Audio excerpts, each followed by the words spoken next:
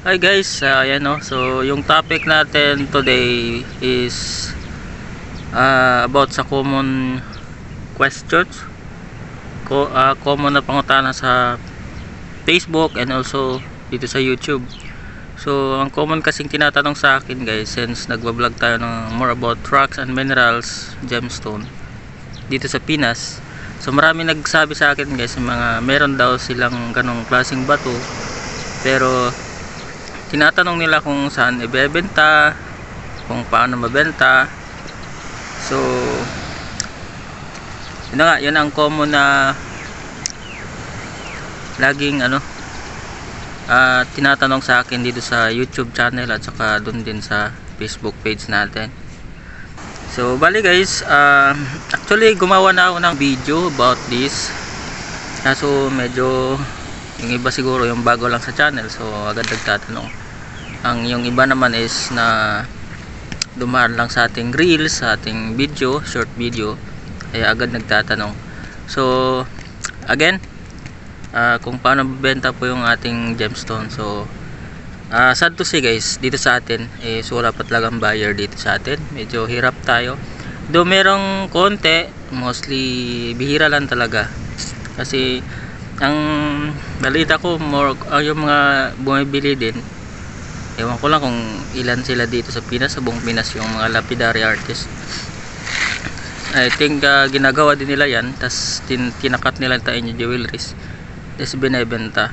So bali guys, ang number one talaga guys, kung gusto nyo mabenta, is try nyo dun sa Facebook group by Ansel. Pero hindi ko guaranteed doon guys, hindi ko isasuggest doon. Wait lang. Kasi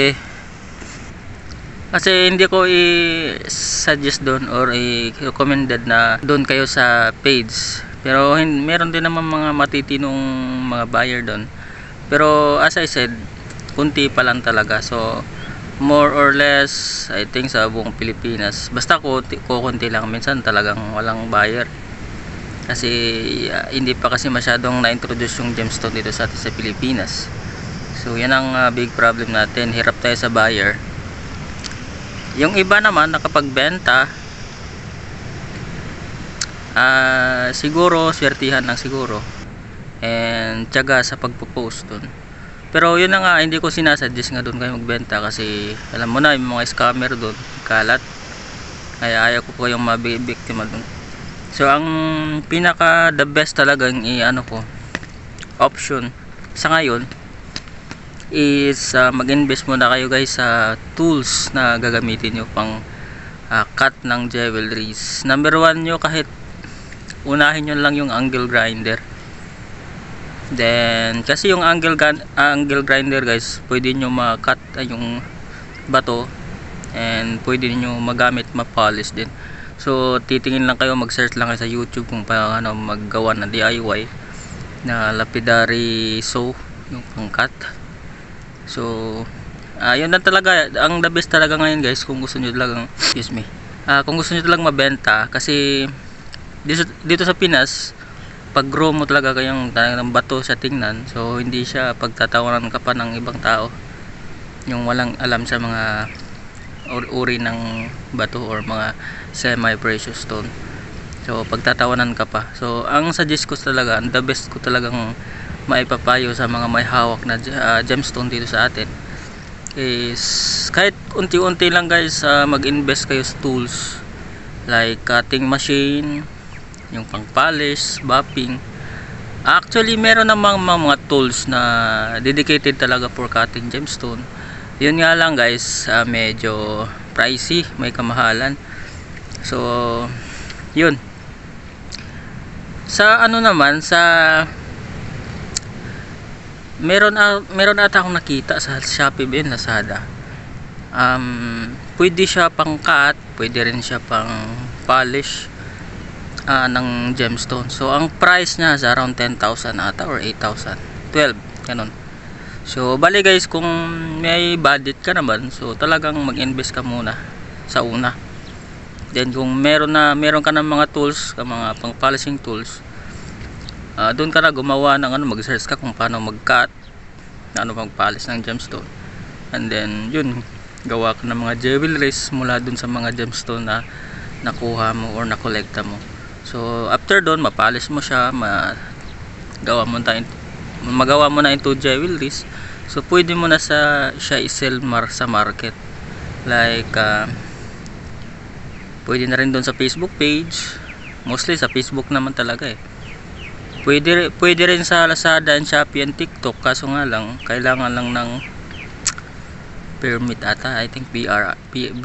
So mahirap yun kasi lalo na pag nagsisimula ka pa lang, mahirap talaga. Minsan sugal din yung mga ganitong klaseng pagbi-business, di ba? Pero wala namang mawala sa atin. Try nyo lang, di ba? Kung feeling nyo parang hindi talaga para sa'yo, di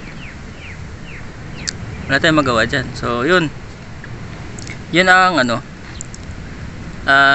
best suggestion ko talaga. Mag-invest muna kayo sa mga polishing tools, mga cutting tools, pangkat ng mga stones na yan. And take note, hindi ganun kamura, medyo talaga pricey talaga yung mga tools na yan. And try kong guys, magtingin sa Lazada or sa Shopee kung meron sila ditong pangkat ng gemstone at pang-polish. So bali yung link ng product ilagay ko lang dyan sa comment section, or else ilagay ko din dito sa description ng video dito sa YouTube, and then ilagay ko din sa comment section pag doon kayo sa Facebook manonood.